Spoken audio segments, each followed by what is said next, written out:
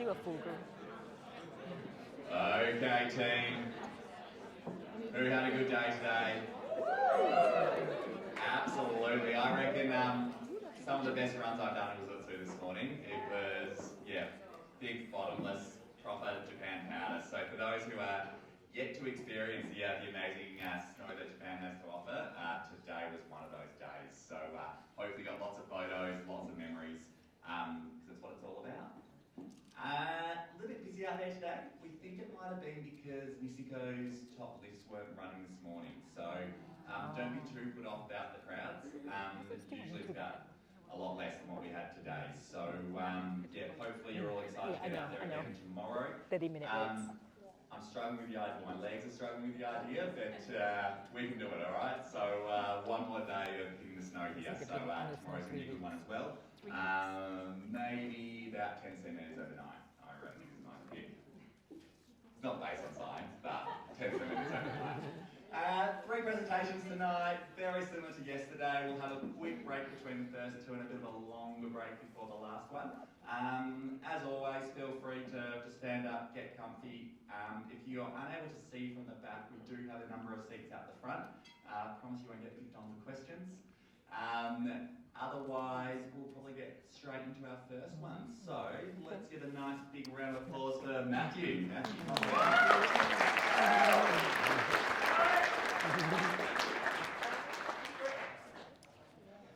Thank you. Cheers. Good evening, ladies and gentlemen. My name is Matt Cowie. I'm a paramedic with St John NT, based in Alice Springs. On Saturday, it'll actually be 19 years based in Alice Springs as a paramedic. Tonight, I'm giving you a presentation on the Hermannsburg MCI. So this happened on the 6th of June, 2022. For those who are familiar with dates, it's obviously D-Day in World War II. Anyway, it was my D-Day. And so this story is about of what actually happened and the lead up to it, and working in an austere/remote environment, some of the challenges that we have, and I'll go a little bit more into it. My background, apart from St John's, beforehand I was an army medic for about 5 years. I've also done some oil and gas offshore work as well as a paramedic, but essentially, mainly paramedic and army medic. At the moment, I'm the manager operations for Alice Springs Station, and when this incident happened, I was a duty manager on shift. So there is a lot of acronyms in here, and I will try to explain them as best I possibly can. If I miss one and you're unsure, just put up your hand and I'll get to you as soon as possible. So bear with it all, but I'll get into it. So this is about the frontline leadership challenges from an ambulance perspective, managing an incident of this scale. Now, it may not seem much to those that are more in the metro sort of areas, but for us, this was quite a challenge for the resources that we had, as well as the associated stakeholders and allied health services, and also Alice Springs Hospital, which I'll refer to as ASH. So the purpose of this is, as you can see here, it's a springboard for reflection and discussion. It's more about the logistical and cognitive challenges that we faced on that particular day. It's also highlighting the importance of having a dynamic and fluid cohesion with your allied health professionals, and also to hopefully create awareness amongst, especially paramedics that are looking at going up through the ranks. You may be faced with a similar challenge one day, and please learn from this. It's just a moment of reflection, and just to say, well, okay, this is how Matt did it. Learn from it, and there's no right or wrong with this presentation. It's just what we did on the day with the resources we had available. And obviously we're governed by clinical frameworks. So in that being said, we've given a textbook, and what I'm trying to get through this presentation is the textbooks are a great guide, but sometimes you sort of have to think outside the box, and this is what this sort of presentation is about. So for starters, where's Hermannsburg? Well, as you can see here, it's in the middle of nowhere. It's about 127 kilometres southwest of Alice Springs. So Alice Springs doesn't have as much resources as metro areas, and Hermannsburg, well, that's even less. So it is a little challenging location, and as you can see there, it's roughly 1,500 k's north or south to either Darwin or Adelaide. So that's our nearest sort of metro kind of area. On this particular day, we had 2 emergency crews, so paramedic and an intern. We had a patient transport crew, so they do our low acuity kind of work, nursing homes, RFDS transfers, etc. And we had myself as the duty manager. We cover a roughly 150 to 200 kilometre response area. So you draw a nice big circle around Alice Springs, that's our area. We do have a strong reliance on interagency cooperation, including the remote health clinics, etc. But we also have challenges, especially during our cooler months. It's always Victorians, but they come and do the Larapinta Trail and think, yeah, I've been locked in COVID for 2 years, I'm fit as anything. And yes, anyway, we end up rescuing them quite a fair bit. So please, if you are thinking about doing the Larapinta Trail, just have a good look at it and just see what you're in for. And it gets quite cold as well in Alice. Some people aren't aware of that, but it does actually get to minuses quite often in the June, July months. So weather's always on your mind as well. And in summertime, it's a beautiful 42 at the moment. But winter time, it gets quite cold. So 30 minutes prior to the event, we've had a pretty busy day. We're all in meal breaks, we're all tired. I just backed up a crew with a 3-year-old having a seizure. Got a couple of hours to go. It's like, oh sweet, a couple of brown soldiers waiting for me at home in the fridge. But that wasn't to be. So just before 3 o'clock, I got informed of a motorbike accident down the Fink track. And for those that are into motorsport, you're probably aware of the Fink Desert Race, which we have every year. And prior to the Fink Desert Race, you always get people, Victorians, coming through and practicing on the Fink track. And a lot of the times they come a gutser and it becomes our problem. So, we've got two crews. If you send one crew out, we're down 50% of our resources, essentially.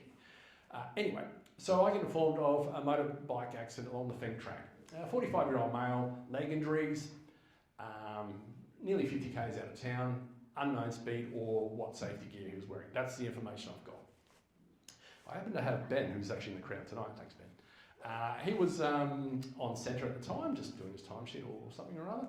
Anyway, I said, Ben, hey, buddy, I might need a scratch crew. Are you available? And yes, he was. And then also we had an off-duty ICP because didn't know what the situation was, but from history, generally when someone has a good stack at Fink, it's something good.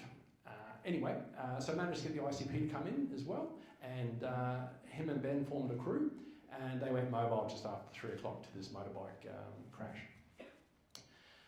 Shortly after, we got a request from, which is not uncommon, to do a Hermannsburg rendezvous. Just so happens what's going to happen, but anyway. And that was for a hypertensive patient, missed dialysis, etc., etc. Then we had another emergency crew, and they were on various cases around town, and PTS were doing a nursing home transfer. At 15:28, our communications got a call advising of a bus rollover near Hermannsburg. The crew that was already going towards that way to meet with the clinic obviously got diverted and to continue on to Hermannsburg to attend to this incident, which is roughly about 5 kilometres just before Hermannsburg. And the initial reports were that there was 19 persons on board, and a couple have been ejected and one is currently trapped. A couple of minutes later, reports of passengers and passing motorists also stopping to assist, which is great, and trying to get people out applying first aid. There's some off-duty nurses as well that assisted with that. Based on that information, we went down our MCI procedures and essentially declared an MCI. Now, don't worry about this information. This is the CAD data. So those that aren't familiar with CAD, it's the joint information amongst the emergency services. So fireys, police, ambulance, etc. So this is the information as it comes in, and they're all sharing it. And they're getting some information here about someone's definitely trapped on the bus, they can't be moved, etc., etc. And then right down the bottom there, you've got car 43, which is one of our emergency cars that were already on there, and they're going to be our first response from a St John ambulance perspective. So there's a few questions that are going on in my head, and starting to think. First time I've ever done an MCI. I'm like, okay. So Ben and the ICP have sort of said, hey, look, we're available if you need us to go. And I had to make that moment, so where are you? And well, we're roughly 5 kilometres from the motorbike crash. So I said, look, I don't know what we're going to get from this motorbike crash, and obviously if this person requires ketamine or a higher advanced sort of drug, you've got the ICP, our only ICP. So I'd rather get eyes on the motorbike crash and then make a decision from there. So my advice is to keep on going. So they did.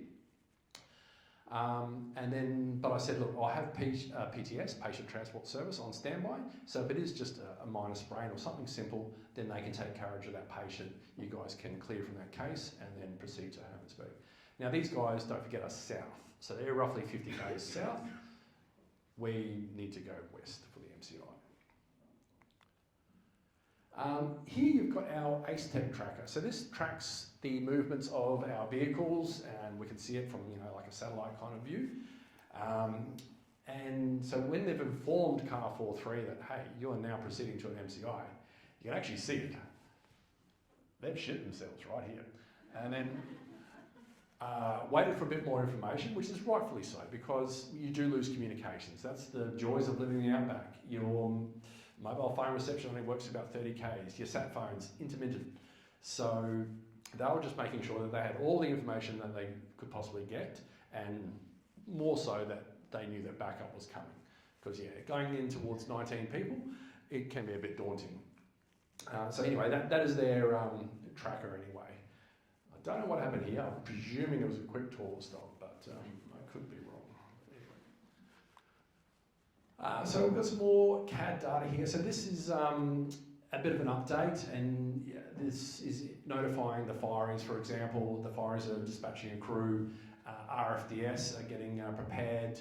MRAC, so MRAC, which I'll go into a bit more, they work at the hospital, and it's like a retrieval service for doctors, etc. And we work very, very closely with them. As you can see, some of the comments there, they're talking about some of the injuries that is coming across. They're also notifying watch commanders, police, fireys, all that sort of good stuff. And everyone's sort of getting on board, everyone's coming up with a plan and sending resources that way. So, for me, I'm like, all right, can we send a chopper? So for those who aren't aware of Alice Springs, we don't have an actual medical emergency helicopter. It's a tourist helicopter, which we commandeer a lot of the times to rescue Victorians. So essentially you've got to put your monitor on there and strap things as best you can. Sometimes you get on there's no doors. It's like, oh, we're saving weight, Matt. This will get you a bit longer. Like, oh, great. So you've got the air blowing in your face. So anyway, we use a tourist helicopter, but the problem is they can't fly at night. So, by the time that we notify them and get a paramedic out there, turn and burn, and start moving out to Hermannsburg, they're pretty much going to have to turn straight back. And there's some awesome pilots, by the way. They are amazing. They help us out with Fink and with a lot of police rescues, etc. And these guys will fly to places that you go, whoa. So, but unfortunately, that wasn't an option. So, no. Send both town crews. So yeah, I could have said to both crews to go and get that flood of resources there. But at the end of the day, who's going to look after town? What happens if someone's having a cardiac arrest and we can't provide a response because we're like caught up and got the tunnel vision of going into this MCI? So from a frontline leadership point of view, you've also got to think what else could happen and have some sort of town coverage as well. So unfortunately, that was not an option. So pretty much my aort was on fire. Going, all right, how are we going to do this? Anyway, so myself and the regional manager, we sent out a text message, and it's all capitals, MCI declared, any available staff, please come to the centre. I've also talked to workshops, because we had a couple of cars there, saying if they can run, get them here now, to start making up extra additional resources. Spoke to MRAC, Medical Retrieval and Consultation Centre. And they advise that they've got 2 doctors that are going to go out there with a flight nurse, as well as additional medical equipment. Now, no offence, honey, but sometimes when we go on holidays, we pack extra than I think we actually need. These people, holy shit! It's like they opened up the plane and there was just bags and bags and bags. I'm like, oh, okay, that's interesting. That's pretty much all your flight weight. But so we actually had quite a fair bit of equipment, which was great, but quite amazed at how much they could fit on that plane. And then we had the good people at ASH. So ASH are amazing. We actually have a really good relationship with them, and believe it or not, we don't actually have ramping. We might have a couple of delays in triage, but we work quite closely together in the sense that, you know, if it's a sore knee for the last 2 years, they don't need to go to hospital. Simple as that. Go to your GP tomorrow, or we'll take them to an urgent care clinic, etc. So, because it benefits us, because when we really need a bed, we really need a bed. So, yeah, we have a really good working relationship with them. Anyway, they declared their code brown, and they started moving non-urgent sort of patients away and freeing up beds. DMS, so that's me, Duty Manager Southern. We departed for Alice Springs, or I departed for Alice Springs, and to just basically assume that on-scene command, get eyes on and sort of delegate resources. Leaving Car 81, the only emergency crew in town. Now, this is the perfect MCI. Look, this is beautiful. This is in Wales. It's a train accident. You can see here you've got 1, 2, 3. So you've got 3 bronze commanders here, which in modern day terms, it's your operational commander. So it's a duty manager, my position, coordinating the paramedics to the relevant train carriages there. Then you'll have a silver commander. They're based in the incident command centre there, and they're overseeing all that. You've got this big ass helicopter right here. You've got a row of ambulances. Everyone's all lined up. You've even got a survivor reception centre. It's beautiful. Well done. But we don't have those resources, so this was out of the question. But it looks nice though. It looks nice. That's what I had. I had a road, some bush, and spinifex. Yeah. So, deployments and on-scene assessments. Well, we had the additional scratch crews, and they staggeredly mobile to the incident site. The original emergency crew, Car 43, they arrived on scene, and I arrived shortly after them. I then met with the clinic manager from Hermannsburg, and she was brilliant. She gave me a good update of what had happened, what she had done in essentially getting people back to Hermannsburg Clinic as the nearest point of emergency care, which I thought, that makes sense. A lot of people go, why would you just go straight back to Alice Springs? But, I have a clinic that's 5 k's away that might not be able to provide everything that ASH can do, but we might be able to stabilise patient. And, remember the golden hour. Well, we're well and truly outside the golden hour to get back to ASH. So this is the next best thing that we've got. And I know I've got doctors coming. I know I've got additional medical equipment, etc. So, yeah. But I also got informed that 2 patients had hitchhiked from the scene and are en route to ASH in private vehicles. So, yeah, it's good on them. And this gives you a bit more of an overview, just to make it a bit more simpler. So you can see here, these are all my regular crews, and then you've got your scratch crews down the bottom here, and roughly the time differences. So we did pretty well to recall people and to get them into cars and get them out there. And we've got a couple of old school cars, like we've got the dual stretchers here with the 26Ts, if anyone can remember them, the old metal stretchers, and they go to half height and down the bottom and bust your backs. But anyway, so that's what car 90 had, and 64 was the whale, as we call it, and that's got 2 stretchers and can also fit 2 seated patients as well as an attendant in the back. So on scene. So when we got there, like I said, most of the low acuity / middle acuity patients have been taken back to Hermannsburg. But we had 4 patients remaining on scene with multiple traumas, and they involved chest, the pelvis, a couple of spinal fractures, shoulders, etc.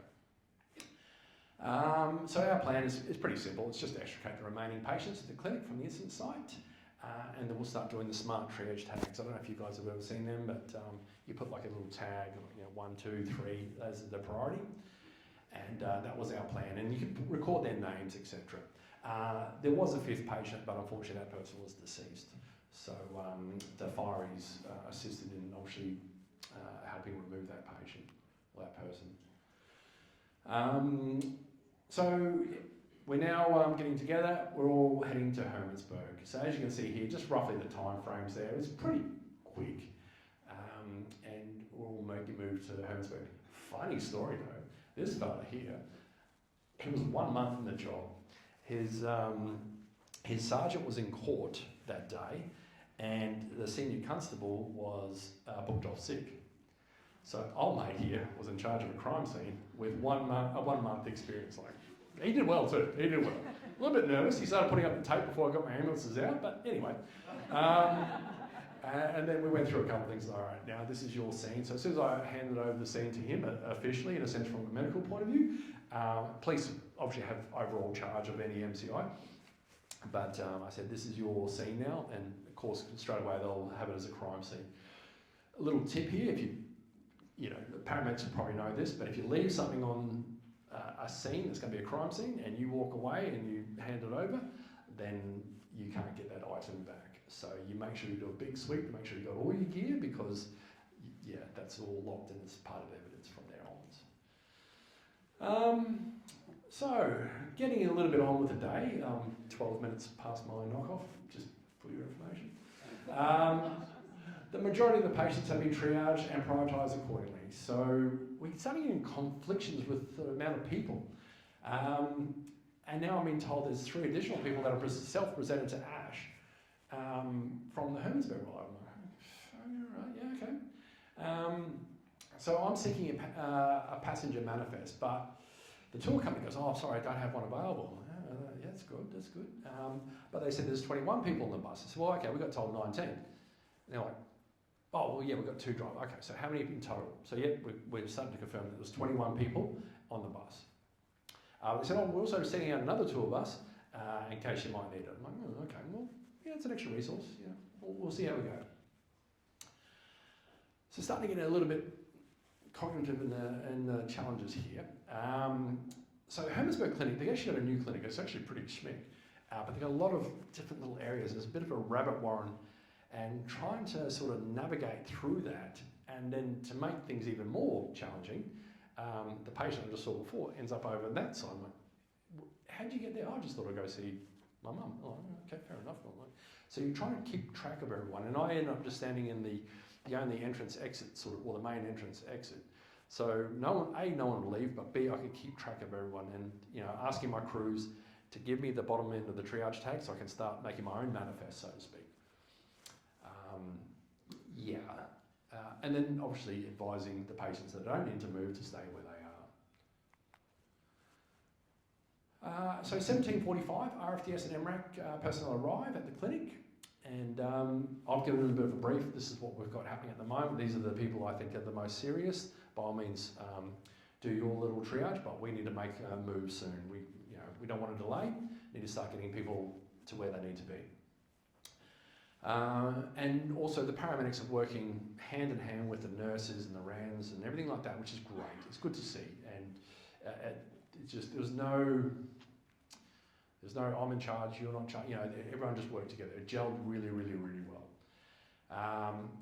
Ben and the ICP arrive in car 6-4, so they've commandeered the whale and they've come out and they're giving me a hand as well.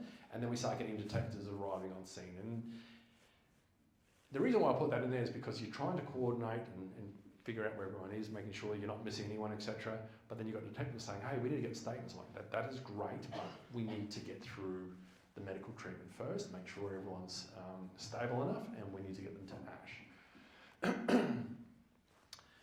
So prepared to move. So MRAC advised of the 2 patients to go via RFDS, which with a doctor and a flight nurse. No problems at all. So what we're going to do is we're going to get one of our 2 crews just to drive from Hermannsburg Clinic to Hermannsburg Airport, roughly about 5 k's, thereabouts. I've then said to Ben and the ICP to transport 2 stretcher and 2-seater, which happened to be a family, and they could fit in quite well. And then I've tasked the 2nd retrieval doctor to go onto the tour bus. So basically with the walking wounded, not the most, glorified kind of position, but at the end of the day it needs to be done, and that would really help us out. Rather than me trying to request a couple more ambulances to come from town, I can utilise this tour vehicle as a makeshift medical transport. And then car 90, which is our dual stretcher with the back-breaking stretchers, they depart for ASH, and they end up having the most serious patient, which we'll get to in a sec. 1815, so casualty numbers updated by ASH with a total of 5 persons which have now presented. So via my regional manager at the time, they're coordinating with ASH, and she's giving me the update, and I'm giving her the update from the on scene. So we are 100% confirmed now. There's 21 persons on board the rollover. Car 64, so that's the ICP. They depart for ASH, and 4.3 and 4.5, they're going to go to the airstrip, and then they're going to come back to the clinic because we've still got a couple more patients that need to get back to ASH. It gives you a little bit of a status here, so you can see it a little bit better. So a couple of people are heading back to town, and a couple are heading to Hermannsburg Hermannsburg Airport, and then back to the clinic. I'm still at the Hermannsburg clinic, and so is the two of us. So we're getting into 1920 now. So we're loaded with all the gear and the patients and the doctor, etc. The bus driver, good on him, informs me that he gave a manifest to the doctor that was heading to the airport. He literally said that as the plane flew over my head. I'm like, that one? He's like, yeah, great, thank you.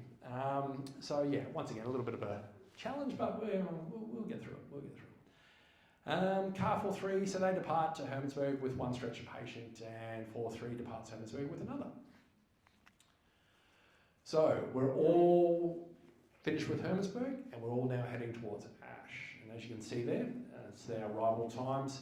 Now, one thing I did do, I staggered it. So I could have sent multiple ambulances at the same time, but you don't really want to rock up to a hospital with 3 or 4 ambulances full of people knocking on the door and, hey, triage, I've got all this for you.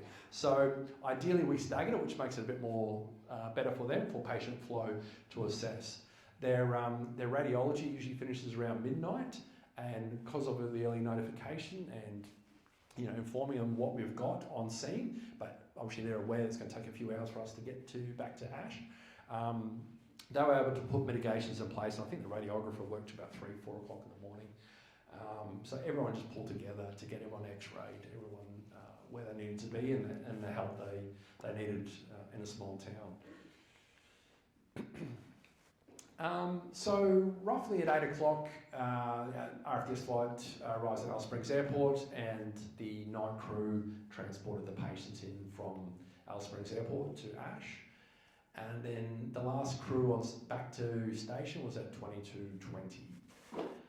And that's when we essentially concluded the MCI, that everyone had been where they need to be, we had accounted for all the patients, and everyone was home and hosed. So this gives you a bit of a summary. So in total, 4 hours and 51 minutes was our MCI time from activation to conclusion. There were 21 people on board, and out of those 21 people, we treated 15. 5 patients self-presented, and they had minor kind of injuries. One person, unfortunately, was deceased. In total, we had 9 St John Ambulance NT staff. MRAC and RFDS, they had 3 people. Hermannsburg Clinic had 4. And vehicles and response cars was 5. So that's the resources that we used to handle an MCI of 21 people.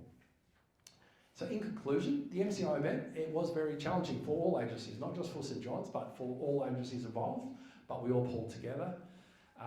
The on-scene collaboration was amazing, and we also relied on bystanders, passers-by, those with medical skills, or even first aiders. And they were great in just helping us all out, whether it be extricate a patient from the bus, to help us load someone on a stretcher, etc., etc. So 11 of those patients were deemed a priority 3, and that's just minor to moderate sort of wounds and abrasions, etc. 8 patients were priority 2, so they needed a little bit more care or interventions, IVs, etc. And 1 patient that was en route with car 90, they ended up developing a pneumothorax, a fractured pelvis, also they had a fractured pelvis and clavicle and spine, but developed a pneumo en route to ASH, which was identified and rectified upon arrival. So my personal learnings, be situationally aware, know your environment, know your surroundings, where you are, etc. Adapt and overcome. You're going to get challenges, you're going to get problems. The manifest was my big one because I needed to confirm that there was 21 people and I haven't left no person behind, so to speak. So, yep, just, go with the flow, be nice. Make a decision, right or wrong, make that call. Someone has to, and that could be you. So stick with your guns, do what's right, and do the greatest good for the greatest number, and that's essentially what we try to do. Acknowledge and thank. I think that was one thing I didn't put on there. At the conclusion of the incident, I was about to follow the crew back to Alice Springs, but I actually just wanted to have a coffee with the Hermannsburg clinic staff and just to say thank you and share that moment, I guess. And it was kind of nice. We all just sat down. We all, the adrenaline was wearing off, and it was just nice to sit with them with a cup of coffee and just say, "Hey, you guys did amazing," and getting the feedback, etc. And collaborate and utilise. So, work together. No one needs to be the show pony here. Just get the job done and utilise whatever resources you might. It might be we've used flatbed trucks before for bariatric patients because we don't have a bariatric ambulance. So yeah, we've literally had a little crane on the back of the flatbed truck, and they're driven 100 k's into town. Cops just go, "Oh fuck, I didn't see that." But we get the job done. And most importantly, breathe. Just take that moment, duck on water, just you'll get through it. That's roughly my presentation. Is there any questions?